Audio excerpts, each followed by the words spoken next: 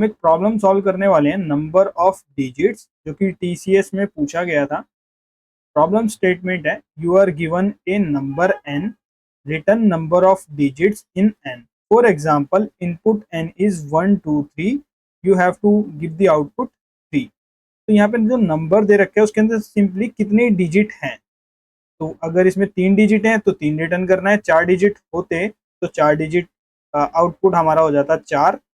Accordingly कितने digits हैं उसी के हिसाब से आपको रिटर्न करना है एज अ इंटीजर, जो इसमें डिजिट्स हैं। फंक्शन है जिसमें एक इंटीजर एन आपको गिवन है और इसका रिटर्न टाइप इंटीजर है जो कि नंबर ऑफ डिजिट्स होगा। तो सवाल ये है कि आपको अगर नंबर दिया है तो आप सिंपली डायरेक्ट कोई मेथड लगा के इसको काउंट नहीं कर सकते, जस्ट बिकॉज ये इंटीजर है, ये स्ट्रिंग नहीं है। अगर ये स्ट्रिंग होता तो स्ट्रिंग जैसे आपका कुछ भी नाम लिखा होता है या 1 2 3 या कुछ भी होता है तो उसके अंदर सिंपली उसका साइज काउंट कर लिया जाता है, ये स्ट्रिंग की लेंथ काउंट कर ली जाती है, वो सिंपली आप रिटर्न कर सकते हो। बट ये नंबर है तो नंबर में कैसे हम इसकी लेंथ को काउंट करेंगे? तो इसका तरीका, फर्स्ट अप्रोच तो ये हो सकती है कि इसको सिंपली कन्वर्ट कर लो, कन्वर्ट इनटू स्ट्रिंग। तो इसको सिंपली आप कन्वर्ट कर सकते हो कोई मेथड लगा के डायरेक्ट, जो स्ट्रिंग में कन्वर्ट कर दे, एसएस स्ट्रीम का होता है। तो उसको ना करके हम सिंपल अप्रोच देखेंगे जो कि इसका वायबल सॉल्यूशन भी है, जिसके अंदर हम इसको काउंट करने की कोशिश करेंगे। तो पहला, अगर मेरे पास नंबर है, इसमें से मुझे काउंट करने के लिए मैं क्या कर सकता हूँ, 1 बाय 1 नंबर्स को सेपरेट कर सकता हूँ, इधर स्टार्टिंग में से या फिर एंडिंग की तरफ से। तो इसमें ना दो जो अप्रोच हैं, स्टार्टिंग से इसको नंबर्स को निकालते जाओ, सेपरेट करते जाओ, या फिर बैक साइड से करते जाओ। तो इसमें भी सबसे ज़्यादा जो इजी और सुटेबल रहता है वो बैक साइड से रहता है, जस्ट बिकॉज क्योंकि हम इसको अगर नंबर को 10 से डिवाइड करते हैं, है ना, फॉर एग्जाम्पल आपके पास है 1 2 3, इसको आप 10 से डिवाइड करोगे तो आपके पास रिजल्ट क्या आएगा, 1 12.3 रिजल्ट आपके पास आएगा। और एक नोटिंग पॉइंट ये है कि जो जितने भी इंटीजर डेटा टाइप्स हैं सी प्लस प्लस के अंदर, वो फ्लोटिंग वैल्यूज को स्टोर नहीं करते। तो अगर आपके पास अगर इंटीजर वैल करके एक कंटेनर है, उसके अंदर अगर मैं 12.3 एंटर कराना चाहूँगा, वो पॉइंट के बाद वाले नंबर्स को इग्नोर कर देगा, वो सिर्फ इतने नंबर को अपने पास रखेगा। तो इस अप्रोच का हम इसके अंदर इस्तेमाल करेंगे सॉल्व करने के लिए इस क्वेश्चन को, क्योंकि जब भी हम 10 से डिवाइड करते हैं तो हमारा एक तरीके से लास्ट वाला नंबर जो है वो अलग हो जा रहा है, उससे सेपरेट हो जाता है, क्योंकि पॉइंट के बाद वाले वो स्टोर करता नहीं है और पॉइंट शिफ्ट होता है हमारा जब भी 10 से डिवाइड करते हैं। तो इस तरीके से हम इसको काउंट कर सकते हैं। अब एग्जैक्टली इस अप्रोच को कैसे इस्तेमाल किया जाए, ये काम हमारा इजीली हो जाए, तो हमारे पास जो फंक्शन आएगा, नंबर आएगा, यही करते हैं। तो जो नंबर मेरे पास आ रहा है वो है 123। अगर मेरे पास नंबर आ जाए 0, तब क्या होगा, if n is equal equal 0। Zero के केस में नंबर ऑफ डिजिट्स क्या होंगे, कुछ नहीं होगा, 0 ही होंगे, क्योंकि 0 के अंदर डिजिट्स है ही नहीं। तो इसको हम 0 रिटर्न करा देंगे अगर नंबर 0 आता है तो। और अगर कुछ नंबर है, तो कुछ नंबर है तो उस नंबर को मेरे को काउंट करना पड़ेगा ना। अगर जैसे यहाँ पे 3 नंबर है, लास्ट से अगर मैं काउंट करूँ तो 3 का मैंने रख लिया कि हाँ एक नंबर मुझे मिल गया, फिर मेरे को मैं 2 पे पहुंचूंगा तो फिर 2 पे एक और नंबर मिल गया तो 1 प्लस कर दिया मैंने, फिर मैं 1 पे आया, 1 पे मुझे एक और नंबर मिल चुका है। ऐसे ओवरऑल मेरे पास 3 नंबर हो गए, क्योंकि 1 के बाद कोई और नंबर है नहीं, मैं कहीं और नहीं पहुंच पाऊंगा। ये मैं ऐसे जंप क्यों कर रहा हूँ, क्योंकि हर बार जब भी आप 10 से डिवाइड कर रहे हैं, एक एक पॉइंट आपका आ जा रहा है और पॉइंट के बाद वाली वैल्यू इग्नोर हो जा रही है। तो ये अप्रोच हम इसमें इस्तेमाल कर रहे हैं। अब मैं क्या करूँगा कि हमारा नंबर है, तो यहाँ पे हमारा इंटीजर आंसर क्या होगा जो हमें रिटर्न कराना है ना। तो हमारा जो आंसर होगा वो ये होगा कि अगर नंबर 0 नहीं है तो उसमें कुछ ना कुछ नंबर होगा, तो उसका एक प्लस कर दिया, क्योंकि 1 2 3 है, 1 2 3 के अंदर लास्ट वाला नंबर ही है। और उसको अगर मैं डिवाइड कर देता हूँ, अब मैंने फंक्शन को बोला कि भाई तुम ना इस वाले नंबर को ले लो, जो n आया था उसका डिवाइड करने के बाद जो वैल्यू बचेगी ना उसको अपने पास ले जाओ, क्योंकि मेरे को सिर्फ इतने से मतलब था जिसका मैंने 1 ले लिया है ना।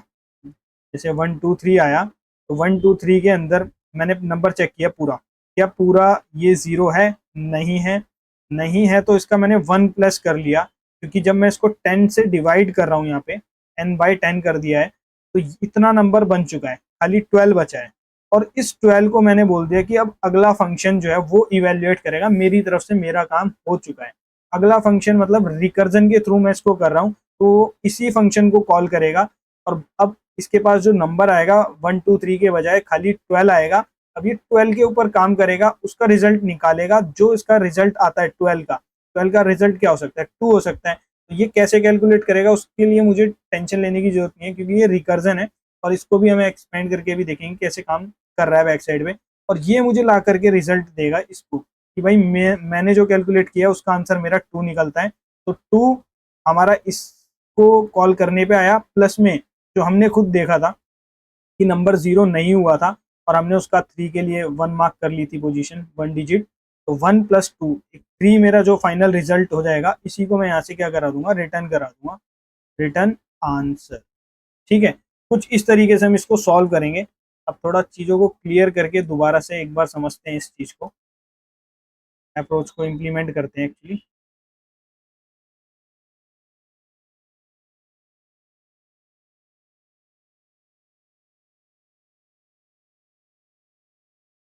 तो हम यहाँ तक पहुंच गए, ये हमारा फंक्शन रिटर्न हो चुका है, ये पूरा का पूरा आंसर हमारा ला करके दे देगा। लेकिन एक्चुअल में नंबर को आंसर लेके कैसे आ रहा है वो कैलकुलेट करके देखते हैं।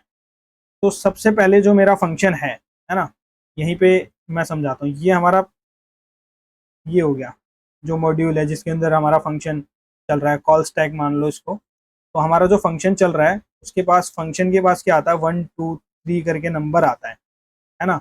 इसको एक इंटीजर रिटर्न कराना है। अब इसने चेक किया ये फर्स्ट वाला, क्या ये नंबर 0 है? इसने बोला नहीं, नंबर 0 नहीं है। नंबर 0 नहीं है तो ये बोलता है मेरे को तो आंसर है। इसके लिए जो आंसर है वो है 1 प्लस फंक्शन n/10। n/10 का मतलब है नंबर को डिवाइड कर दो 10 से, तो हमारे पास बचता है क्या, 12.3, जिसके अंदर खाली 12 बचेगा। और ये इसने बोल दिया फंक्शन। फंक्शन का मतलब है कि इसका रिजल्ट लेकर के आ पहले, उसके बाद नीचे वाली लाइन एग्जीक्यूट होगी। ये यहीं पे स्टॉप कर चुका है फंक्शन, ये इसी पॉइंट पे रुक चुका है। ठीक है, ये जो फंक्शन कॉल हो रहा है इसी पॉइंट पे ये रुक चुका है। अब ये फंक्शन कॉल कर रहा है, अब इसके लिए एक और फंक्शन कॉल हुआ है, तो उस फंक्शन के अंदर आ जाते हैं हम। तो जिसका फंक्शन होगा ऐसे कुछ इंटीजर, और इसके पास जो वैल्यू आई है वो आई है 12। अब ये सिमिलर वे में इसको ट्रीट करेगा कि इस बार खाली मेरे पास n की वैल्यू 12 है। दोबारा से यही फंक्शन कॉल हुआ है, ये एग्जीक्यूट होगा। ये बोलेगा, नंबर चेक करेगा, क्या n की वैल्यू 0 है? n की वैल्यू 0 है? नहीं, 12 है।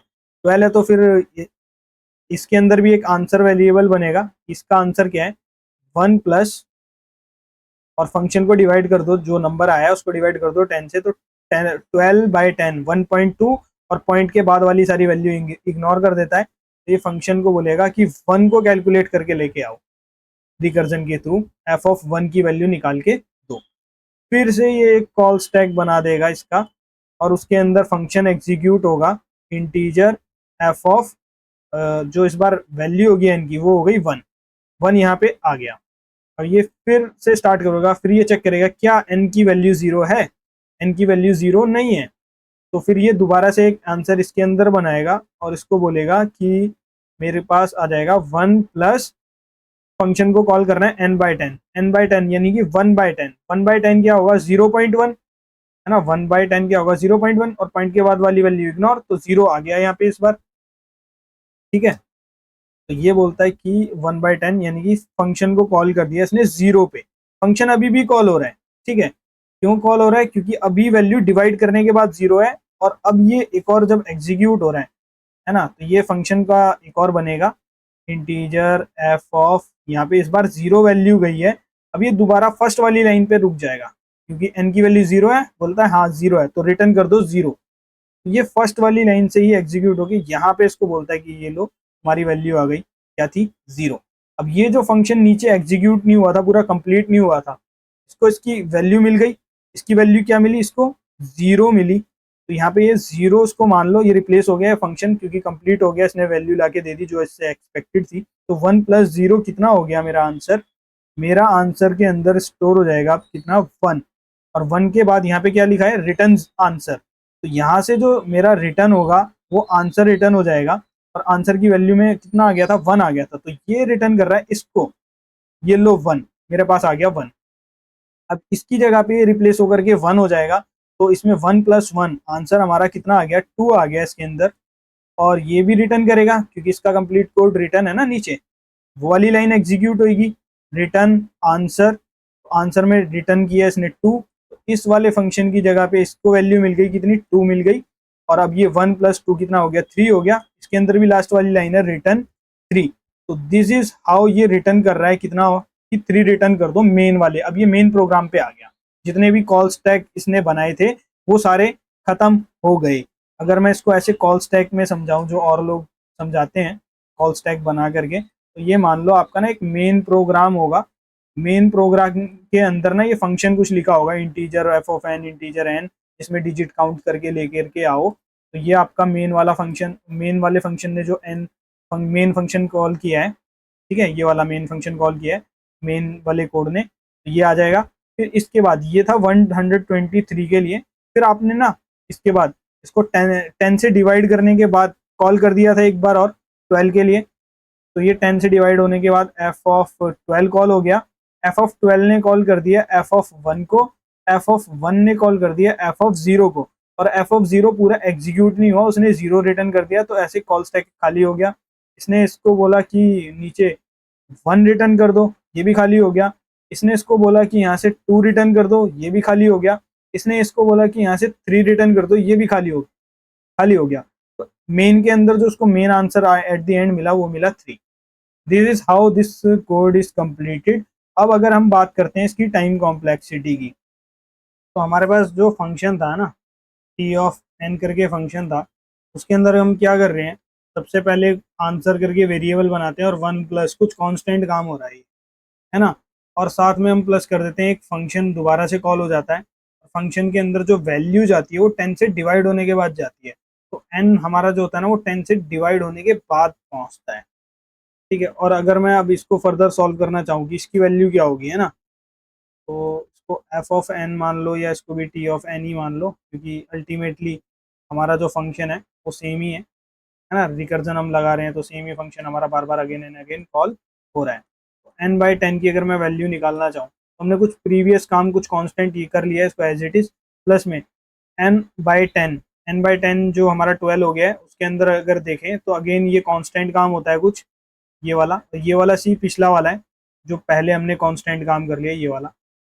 ये कांस्टेंट काम हो चुका है, फिर अगेन इस वाले फंक्शन के अंदर का कांस्टेंट काम हो रहा है, प्लस ये भी एक कॉल कर देता है रिकर्सिव फंक्शन को, तो ये हो जाएगा n की वैल्यू ये थी, फर्दर ये 10 से डिवाइड होती है, तो n/10⁻²⁴ हो गया। और अब इसी तरीके से अगर मैं इसको निकालना चाहूँ, है ना, तो t(n/10⁻²) कितनी आ जाएगी, पिछला जो काम हमारा हो चुका है उसको एज इट इज कॉपी कर लेते हैं, और एक इस बार कुछ कांस्टेंट काम होगा इस वाले फंक्शन के अंदर, तो उसको भी इंक्लूड कर लेंगे, और फिर ये फंक्शन जो हमारा बचता है वो बच जाता है 10 की पावर कितना 3, एक बार और डिवाइड होएगा 10 से, तो इसलिए 10 की पावर 3। अच्छा, ये कुछ इसी तरीके से डिवाइड होता चले जाएगा, एक्चुअल में ऊपर वाले में तो नहीं हुआ है, लेकिन एन की वैल्यू तो कुछ भी हो सकती है ना, 1 2 3 4 5 6 7 8 कुछ भी हो सकती है, आपको नहीं पता है, तो उसके हिसाब से मानते हैं कि ये ऐसे कुछ फंक्शन हमारा चलता होगा, और ये कब जाके रुकेगा, कभी तो जाके रुकेगा, तो n/10 की पावर k टाइम पे जाके ये रुक जाता है, ठीक है। ये फंक्शन इस तरीके से चलता है, और तो ये c कितनी बार हो जाएंगे, यहाँ पे आपका कितना था 2 था, तो ये एक ज़्यादा हो रहे थे उससे, तो ये भी इतना ही लगभग इतना ही आएगा, तो k टाइम्स c कुछ इसकी वैल्यू आएगी, प्लस में t/n, t जो बचता है n/10 की पावर k+1, एक बार और डिवाइड होता था एक्स्ट्रा, तो इतना ये कुछ बचता है। अब देखते हैं, ये मैंने कंडीशन मानी कि ऐसे कुछ मल्टीपल टाइम ये एग्जीक्यूट होता जा रहा है, एक टाइम ऐसा आएगा ये स्टॉप हो जाएगा। स्टॉप होने के लिए हमारी कंडीशन यही है कि t की पावर 1 होगी तभी जाके स्टॉप होता है, फर्दर कॉलिंग नहीं करता है, तो ये कुछ हमारी वैल्यू मानी जाएगी, है ना, कि इसकी वैल्यू कुछ 1 हो जाएगी तब जाके ये फंक्शन स्टॉप कर जाता है। तो t(1) = t(n/10 की पावर k), और इसको अगर मैं सॉल्व करूँ तो n/10 की वैल्यू कितनी आ गई हमारी, 10 पावर k इक्वल्स टू 1, और ये हो जाएगा n बराबर 10 की पावर k, यहाँ से यहाँ पे लिया उसको मूव करा के। अब k की वैल्यू निकालने के लिए आपको क्या करना पड़ेगा, लॉगरिथमिक लॉग लगाना पड़ेगा दोनों साइड पे। तो ये हमारा लॉग से मल्टीप्लाई होकर लॉग n हो जाएगा, और जिसकी भी पावर रहती है वो सामने आ जाता है, लॉग 10 हो जाएगा, है ना। और आपको पता है लॉग 10/10 कितना हो जाता है, 1 हो जाता है। तो log of n equals to k, ये आपकी k की वैल्यू आ गई, और यही हमारी टाइम कॉम्प्लेक्सिटी है। क्योंकि ये वाला तो हम केस ले रहे हैं कि एंड हो गया, क्योंकि 10 की ये 1 के बराबर है, यहीं पे हमारा केस एंड हो जाता है, यहीं पे केस एंड हो जाता है। ये भी +1 मतलब ऑलमोस्ट इसी के बराबर है, हल्का सा एक स्टेप आगे बढ़ेगा। बाकी t(1) ही मान लो उसको भी। और k की वैल्यू कितनी आ गई, ये एक्चुअल हमने इतने टाइम काम कर लिया है। कांस्टेंट वर्क जो हर एक फंक्शन के अंदर चलते जा रहा है चलते जा रहा है, वो कितनी बार हो गया है वो उतना सारा काम, उसको हम चेक कर रहे हैं। क्योंकि जितनी बार ये कांस्टेंट काम हो रहा है उतनी बार फंक्शन कॉल हो रहा है। तो ये कितनी बार हो रहा है, ये हो रहा है लॉग एन टाइम पे हो रहा है।